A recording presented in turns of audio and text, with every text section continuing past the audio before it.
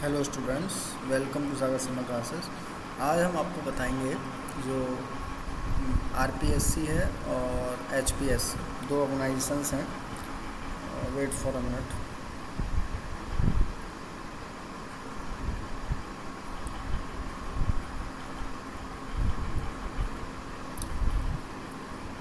Yes, first one is RPSC and second is HPSC. ठीक है, तो असिस्टेंट प्रोफेसर कॉमर्स का दोनों ही इंटरव्यू में दे के आया। तो एग्ज़ाम से लेके इंटरव्यू का जो एक्सपीरियंस है वो मैं आपके साथ शेयर करना चाहता हूँ। तो आरपीएससी में तो आपको पता है 3 सब्जेक्ट में कॉमर्स के वैकेंसी निकलती हैं। एबीएसटी होता है, ईएएफएम होता है और बीएडीएम होता है। ठीक है, तो एबीएसटी आप जानते हो, accounting and business statistics. EAFM है आपका economic administration, financial management and BADM is business administration.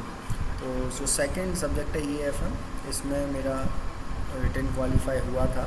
Written में भी आपको पता है 3 पेपर होते हैं। सबसे पहले पेपर 1 जो जनरल नॉलेज का होता है, पेपर 2 एंड पेपर 3 ये कॉमर्स के होते हैं। ठीक है, 5 सब्जेक्ट इसमें आती हैं, 5 इसमें आती हैं। और वही है कि इसमें 50 क्वेश्चंस आते हैं इन दोनों में, 150। ठीक है, इस तरीके से होता है स्ट्रक्चर। और नेगेटिव मार्किंग भी होती है इसमें 1/4 की। इस तरीके से ये पूरा प्रोसेस होता है। इसके बाद अगर आप रिटन क्वालिफाई कर लेते हो, जब इंटरव्यू होता है फिर टोटल फाइनल मेरिट बनती है। इस तरीके से पूरा प्रोसेस है। इसी तरीके से एचपीएससी में थोड़ा प्रोसेस डिफरेंट है। यहाँ पे इस तरीके से सब्जेक्ट डिवीज़न नहीं है। यहाँ पे सीधे कॉमर्स में ही वैकेंसीज निकलती हैं असिस्टेंट प्रोफेसर की।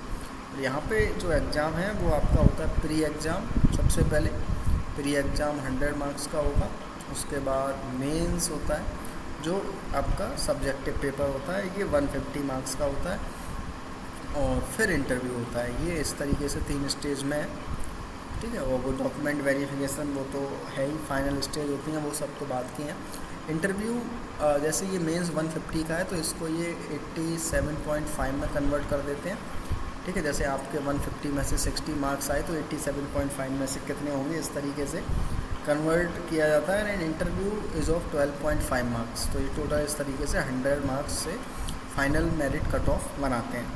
अब थोड़ा सा बात करते हैं कि जब इंटरव्यू देने जाते हैं तो एक्सपीरियंसेस क्या रहता है, एक्चुअल पैनल का किस तरीके से क्वेश्चंस आंसर्स यहाँ पे आपसे पूछे जा सकते हैं। बेसिकली यहाँ पे हम पहले बात करेंगे आरपीएससी में बेसिकली जो मेरे सामने थे वो 3 पैनल थे। ठीक है, एक आरपीएससी चेयरपर्सन होते हैं और 2 सब्जेक्ट एक्सपर्ट। यहाँ पे 3 थे।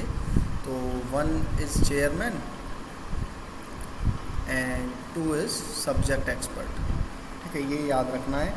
अब सबसे पहले जब आप एंटर करते हो तो सबसे पहले वो आपको बैठने के लिए बोलेंगे। तो आपको एकदम से नहीं बैठना है, पहले उनके बोलने का इंतज़ार करना है। ठीक है, ये सब मैनर्स की बात होती है, एडिक्वेट मैनर्स पता होने चाहिए। बाकी सबसे पहले चेयरपर्सन ही आपसे पूछेंगे कि ब्रीफली इंट्रोड्यूस योरसेल्फ। और इंट्रोड्यूस करते समय कभी भी अपनी आइडेंटिटी रिवील नहीं करनी होती है। ये बात आपको पहले भी बता दी जाती है नीचे जब आप बैठे रहते हो वेटिंग रूम में। और मैं भी बता रहा हूँ कि आपको इंटरव्यू देते समय आइडेंटिटी रिवील नहीं करनी है। आपको सीधे ये बताना है कि मैंने 12th यहाँ से पास किया, बीकॉम यहाँ से पास किया। इस तरीके से अपनी क्वालिफ़िकेशन आप बता सकते हो कि आपने नेट जेआरएफ किया और पीएचडी अगर कंप्लीटेड है तो बता सकते हो। पीएचडी कर रहे हो तो क्या टाइटल है, जब ये वो पूछें तब बताओ। अगर आप खुद से बताना चाहते हो तो बता सकते हो। तो इंट्रोड्यूस करना है इन 1 to 2 मिनट्स, इस तरीके से याद रखना है।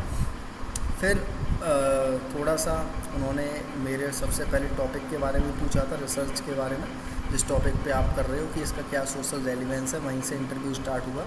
उसके बाद सब्जेक्ट एक्सपर्ट ने इकोनॉमिक्स से क्वेश्चंस पूछे थे। ठीक है, इकोनॉमिक्स में बेसिकली पूछा गया सब्स्टिट्यूशन इफेक्ट, इनकम इफेक्ट, मुझे जितना याद आ रहा है अभी तक। एंड फाइनेंस से काफ़ी क्वेश्चन पूछे गए। फाइनेंस में कैपिटल स्ट्रक्चर थ्योरी पूछा गया एंड गॉर्डन मॉडल पूछा गया। और मुझसे इसमें बॉमल यूक्यू कैश मॉडल है उसके बारे में भी पूछा गया था। और यहाँ पे टीचिंग डेमो की मैं एक खास बात बताता हूँ। आरपीएससी में आप जो टॉपिक प्रिपेयर करके ले जाते हो उसी से ही आपसे पूछा जाएगा। जैसे मैं यहाँ पे प्रिपेयर करके ले गया था लीवरेज एनालिसिस, फाइनेंस का टॉपिक। तो मैंने यही वहाँ पे टीचिंग डेमो किया था और 2 से 3 मिनट वो आपका टीचिंग डेमो चेक करते हैं। तो इस तरीके से आरपीएससी का था इंटरव्यू। अब बात करते हैं एचपीएससी। एचपीएससी में क्या क्या पूछा गया, ठीक है। एचपीएससी का भी वही सेम प्रोसेस है। इंट्रोडक्शन में आपको आइडेंटिटी रिवील नहीं करनी होती है अपनी, ठीक है। और यहाँ पे तो आपको बिल्कुल टोकन नंबर मिलता है। यहाँ तो इस तरीके से सिलेक्शन प्रोसेस होता है कि बिल्कुल फेयर होता है।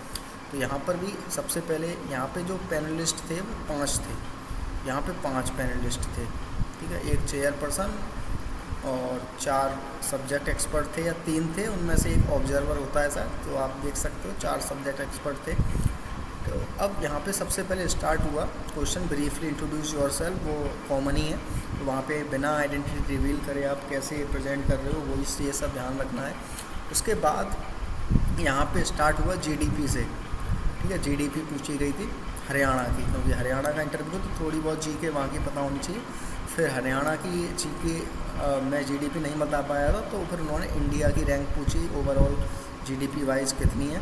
उसके बाद सब्जेक्ट एक्सपर्ट ने ऑर्गेनाइजेशनल बिहेवियर के बारे में पूछा और एंटरप्रेन्योरशिप से क्वेश्चंस पूछे गए थे।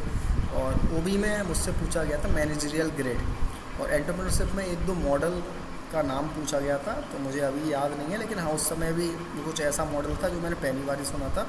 कोई क्वेश्चन नहीं आता है तो सॉरी बोल के उसको आपको पोलाइटली बोल देना है, कोई गलत आंसर नहीं देना है जिसके बारे में कोई आइडिया नहीं है। फिर थोड़ा सा मुझसे अकाउंटिंग के बारे में पूछा गया। अकाउंटिंग, ठीक है। अकाउंटिंग में यहाँ पे पूछा गया था बैलेंस शीट और जो आउटस्टैंडिंग प्रीपेड वेजेस है उनकी एडजस्टमेंट पूछा गया, कहाँ शो करते हैं जर्नल एंट्रीज वगैरह। और यहाँ पर टीचिंग डेमो की एक ख़ास बात ये थी कि यहाँ पे टॉपिक जो आप प्रिपेयर करके गए हो उसमें से नहीं है, वो वहाँ पे जो देंगे। तो मुझे जो टॉपिक दिया गया था वो एब्जॉर्प्शन कॉस्टिंग दिया गया था टीचिंग डेमो के लिए, ठीक है। तो एब्जॉर्प्शन कॉस्टिंग में कॉस्ट शीट कैसे बनाते हैं, कॉस्ट पर यूनिट कैसे कैलकुलेट करते हैं, ये बेसिकली वो मुझसे पूछना चाह रहे थे।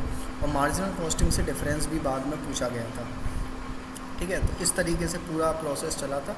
यहाँ पे थोड़ा सा करंट अफेयर्स के क्वेश्चंस भी कुछ पूछे गए थे रिगार्डिंग हरियाणा जीके वगैरह, तो उससे मैं ज़्यादा आपका अवेयर नहीं था, तो वहाँ मैंने सॉरी कर दिया, इसलिए मुझे वो याद भी नहीं। तो यही चीज़ें याद रखनी है इंटरव्यू जाते समय कि सब्जेक्ट नॉलेज तो खास है ही, ठीक है। क्योंकि सब्जेक्ट इतना वास्ट सिलेबस है तो आपको नहीं पता वो क्या पूछने वाले हैं। लेकिन हाँ, जो बेसिक टॉपिक्स होते हैं तो मोस्टली ज़्यादा प्रोमिनेंटली यूज किए जाते हैं, उनको अच्छे से पढ़ना है। थोड़ा बहुत अगर आप राजस्थान जा रहे हो तो वहाँ की जीके, और हरियाणा तो हरियाणा की जीके। बाकी और कोई डाउट हो तो आप कमेंट सेक्शन में पूछिएगा, क्योंकि बहुत सी चीज़ें जब आप वीडियो बनाते हो तो उस समय याद नहीं आती हैं। तो हो सकता है आप जब पूछो तो मैं मुझे कुछ रिकॉल हो और मैं उसका आंसर्स कमेंट में आपको कर पाऊँ। तो पहले तो एग्ज़ाम क्लियर करना ही काफ़ी टफ है, उसके बाद इंटरव्यू फेस करना भी एक बहुत अच्छा स्टेप होता है, एक्सपीरियंस मिलता है। तो अब रिज़ल्ट की बात करें तो अनफॉर्चुनेटली दोनों में फाइनल मेरिट में नाम नहीं आया, लेकिन कोई नहीं, ठीक है। आगे के लिए सबक मिलते हैं, जो गलतियाँ हमने की हो सकता है वो आगे ना हो, इसलिए एक्सपीरियंस है जो उनको शेयर करते रहना चाहिए और कोशिश करनी चाहिए कि अपने आप को इम्प्रूवमेंट ज़्यादा से ज़्यादा ला सकें। Thank you.